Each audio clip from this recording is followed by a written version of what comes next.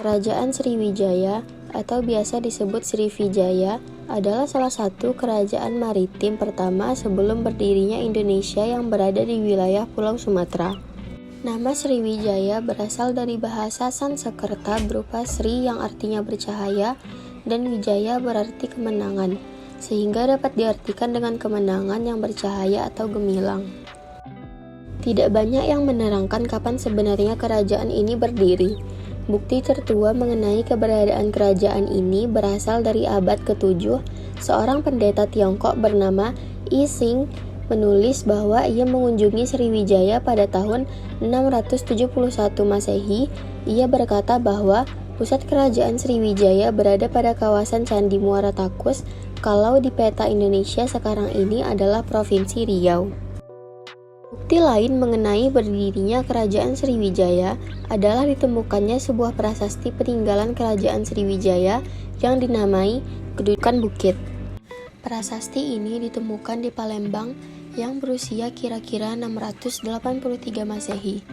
Pada tahun tersebut, Sriwijaya sedang dipimpin oleh seorang raja bernama Dapuntahyang Sri Jayanasa, raja pertama dari Sriwijaya, yang sedang berusaha memperluas wilayahnya.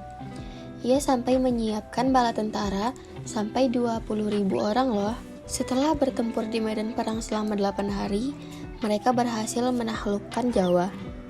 Pada masa Raja Samartungga, yakni pada tahun 795 hingga 835, ekspansi militer kerajaan Sriwijaya sudah mulai berkurang. Sebab Raja Samartungga lebih banyak menghabiskan sumber daya untuk memperkuat penguasaan kerajaan di Jawa. Abad 9 hingga 10 merupakan masa keemasan kejayaan Sriwijaya. Pada waktu itu, kerajaan Sriwijaya berhasil menguasai jalur perdagangan maritim Asia Tenggara. Bahkan kerajaan Sriwijaya saat itu telah menguasai hampir seluruh kerajaan di Asia Tenggara seperti Sumatera, Jawa, Semenanjung Malaya, Kamboja, Thailand, Filipina, dan Vietnam. Lebih dari itu, Sriwijaya menjadi pengendali rute perdagangan lokal dan menggunakan bea cukai pada setiap kapal yang lewat. Hal ini karena Sriwijaya berhasil menguasai Selat Sunda dan Malaka. Selain itu, kerajaan Sriwijaya juga mengumpulkan kekayaannya dari jasa pelabuhan dan gudang perdagangan yang melayani perdagangan para saudagar dari Tiongkok dan India. Keruntuhan kerajaan Sriwijaya bermula pada Raja Rajendra Chola yang merupakan pengusaha kerajaan Chola Mandala menyerang kerajaan Sriwijaya pada tahun 1007 dan 1023 Masehi. Penyerangan ini bisa terjadi karena kedua kerajaan tersebut bersaing dalam bidang pelayaran dan perdagangan. Tujuan penyerangan tersebut bukan untuk menjajah, melainkan untuk meruntuhkan armada Sriwijaya. Keruntuhan ini membuat kondisi ekonomi Sriwijaya berangsur melemah, sebab para pedagang yang sebelumnya berdagang di Sriwijaya semakin berkurang. Keadaan inilah yang membuat kekuatan militer Sriwijaya juga melemah. Kondisi ini membuat para prajuritnya melepaskan diri hingga akhirnya kerajaan Sriwijaya ini runtuh pada abad ke-13. Kerajaan Kalingga atau disebut juga Holling merupakan kerajaan bercorak Buddha di Jawa. Kerajaan yang terletak di Semarang, Jawa Tengah ini muncul pada abad ke-7 dan berkembang hingga abad ke-9 Masehi. Dalam berita Cina disebut bahwa Kalingga berbatasan dengan laut sebelah selatan dan Hendra atau Kamboja di sebelah utara, Poli atau Bali di sebelah timur, dan Tokotang sebelah barat. Terdapat berbagai sumber yang menjelaskan sejarah kerajaan Kalingga. Yang pertama adalah kisah lokal. Sumber lain kerajaan Kalingga adalah Carita Parahyangan. Berdasarkan naskah Carita Parahyangan abad ke-16, dituliskan bahwa Ratu Slima memiliki putri bernama Parwati yang menikah dengan putra mahkota kerajaan Galuh, yaitu Mandi Minyak, yang kemudian menjadi raja kedua dari kerajaan Galuh. Dari pernikahan tersebut, melahirkan putri yang bernama Sanaha yang akhirnya menikah dengan Bratasenawa yang kemudian menjadi raja ketiga dari kerajaan Galuh. Mereka kemudian memiliki keturunan yang bernama Sanjaya. Sanjaya menjadi pemimpin dari wilayah Kalingga Utara yang kemudian disebut Bumi Mataram. Ia kemudian mendirikan Wangsa Sanjaya di kerajaan Mataram kuno. Keberadaan kerajaan Kalingga juga ditulis dalam catatan dinasti Tang. Dalam catatan ini disebutkan bahwa pada tahun 674 Masehi, Holing diperintah oleh Ratu Hismo atau Shima yang sangat adil dan bijaksana. Ibu kota Holing dikelilingi dengan tembok kayu. Rajanya tinggal di bangunan besar bertingkat, beratap daun palem, dan singgasananya terbuat dari gading. Penduduk paling sudah pandai membuat minuman keras dari bunga kelapa. Selain itu, daerah tersebut juga menghasilkan kulit penyu, perak, cula badak, dan gading gajah. Catatan Ising juga menjelaskan bahwa pada abad ke-7 Masehi, karena Jawa telah menjadi salah satu pusat dari ajaran agama Buddha Hinayana.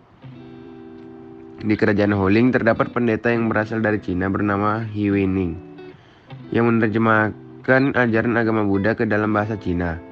Ia dibantu oleh pendeta dari kerajaan Kalingga yang bernama Jayabhadra. Buku terjemahan ini memuat tentang nirwana.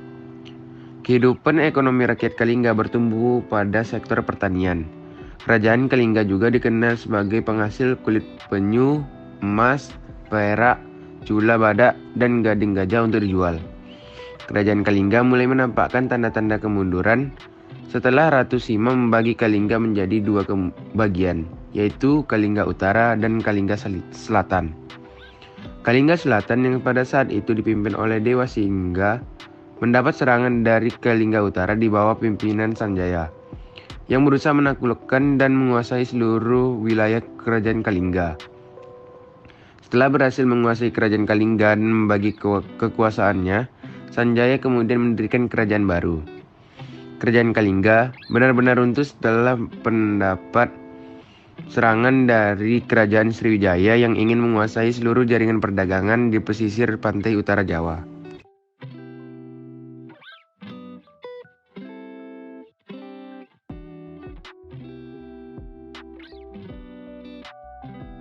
Kerajaan Mataram kuno atau Mataram Hindu merupakan kelanjutan dari Kerajaan Kalingga di Jawa Tengah sekitar abad ke-8 Masehi sebelum akhirnya pindah ke Jawa Timur pada abad ke-10 Masehi.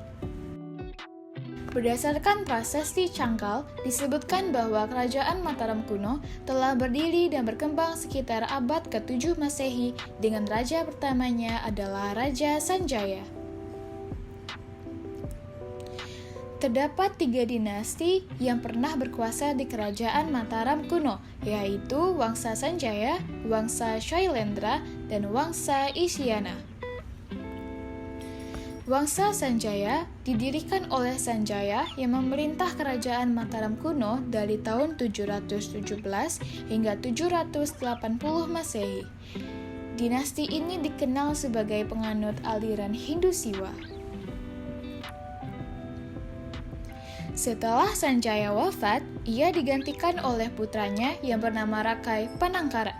Pada masa pemerintahannya ini, ia mendukung berkembangnya agama Buddha. Ada 3 sumber sejarah yang menguatkan sejarah Kerajaan Mataram ini. Yang pertama, Prasasti Kalasan Jawa yang berangkat tahun 778 Masehi. Prasasti ini menyebutkan bahwasanya Rakai Panangkaran mendapat perintah dari raja dari dinasti Shailendra untuk mendirikan Candi Kalasan. Dalam prasasti itu, Rakai Panangkaran disebut sebagai Sailendra Wangsatilaka atau Permata Wangsa Sailendra. Kuat dugaan, kendati telah menguasai dinasti Sanjaya, dinasti Shailendra tetap memperlakukan dinasti Sanjaya dengan rasa hormat dan memberi kedudukan penting. Yang kedua, berdasarkan prasasti Kota Kapur. Berdasarkan prasasti ini, Sriwijaya telah menguasai bagian selatan Sumatera, Pulau Bangka dan Belitung, hingga Lampung.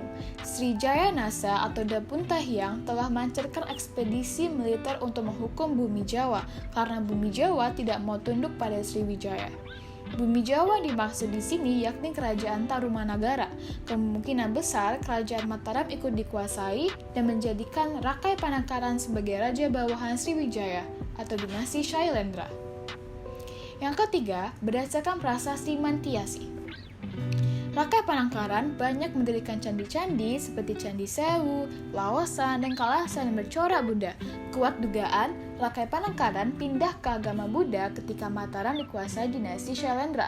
Kendati demikian, di bawah dinasti Shailendra, toleransi beragama di Mataram tetap terjaga. Contohnya, candi-candi di wilayah Jawa Tengah bagian utara bercorak Hindu, sedangkan candi di wilayah Jawa Tengah bagian selatan bercorak Buddha.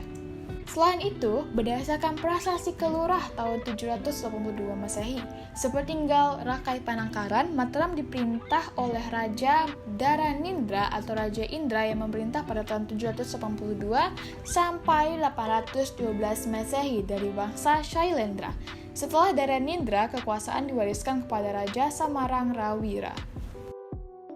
Pada tahun 856 Masehi, Rakai Pikatan turun tahta dan digantikan oleh Dyah Lokapala.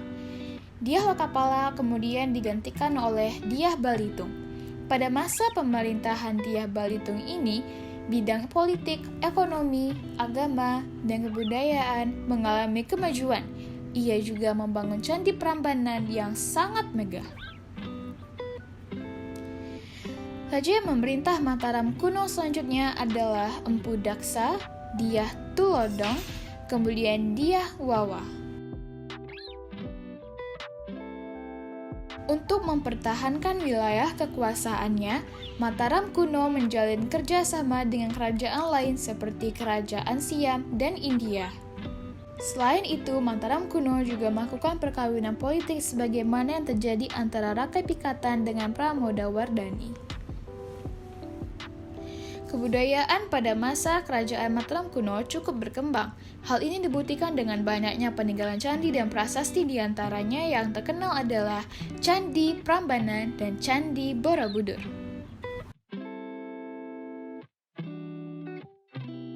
Setelah Dyah Wawa meninggal, Mataram kuno dipimpin oleh Empu Sindok. Pada masa pemerintahannya ini, ia memindahkan kerajaan ke Jawa Timur karena meletusnya Gunung Merapi. Runtuhnya kerajaan Mataram kuno disebabkan karena serangan dari kerajaan Sriwijaya pada awal abad ke-11 Masehi.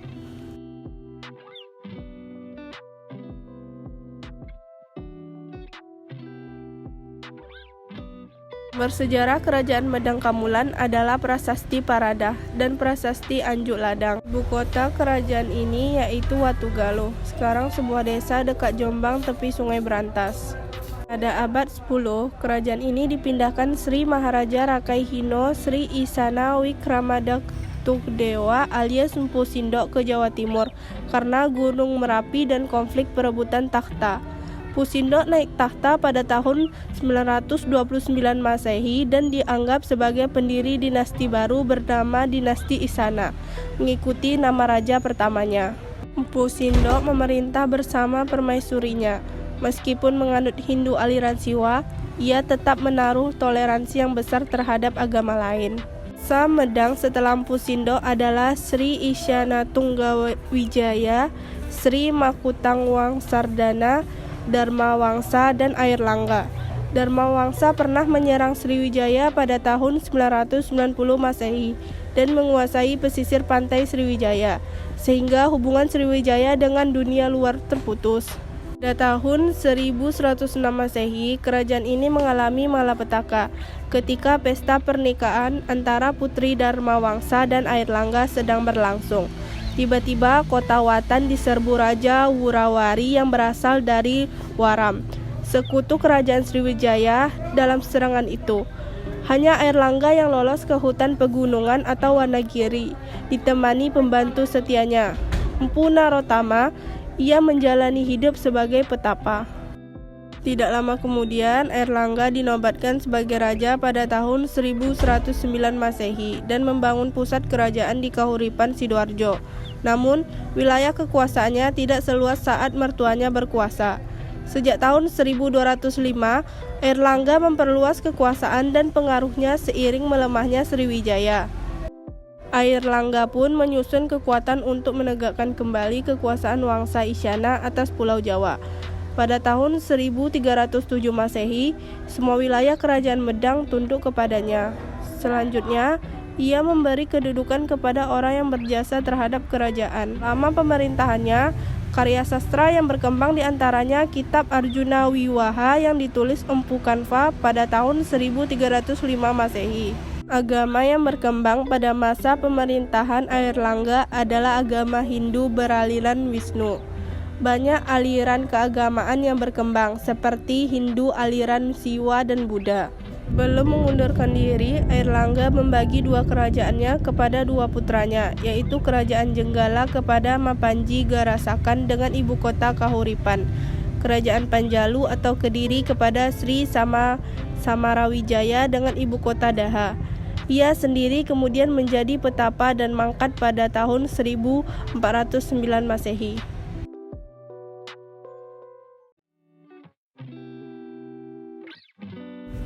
Kerajaan Kediri merupakan salah satu kerajaan Hindu yang terletak di tepi Sungai Berantas, Jawa Timur. Kerajaan yang berdiri pada abad ke-12 ini merupakan bagian dari Kerajaan Mataram kuno. Berdirinya kerajaan ini bermula ketika kedua putra Raja Airlangga memperebutkan tahta kerajaan.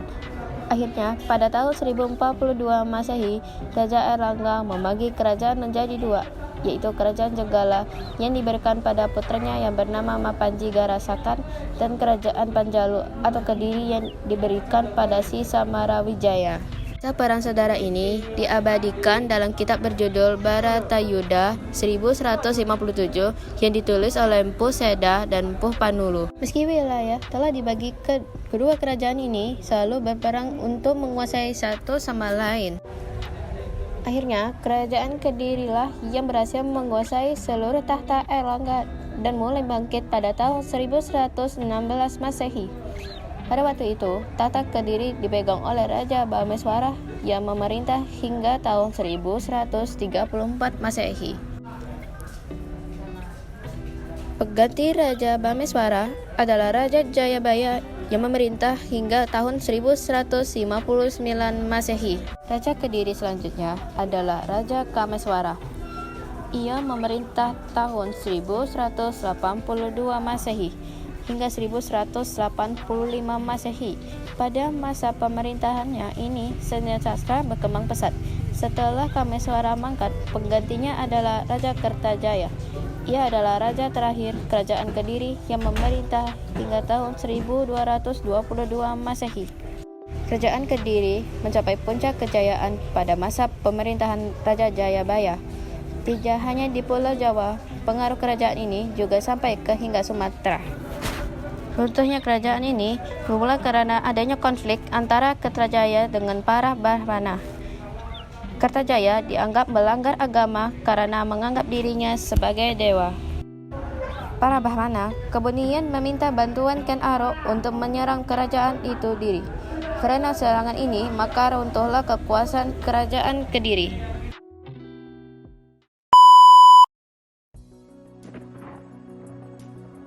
Sekian materi dari kami, maaf apabila ada kesalahan, dan terima kasih sudah menonton. Bye!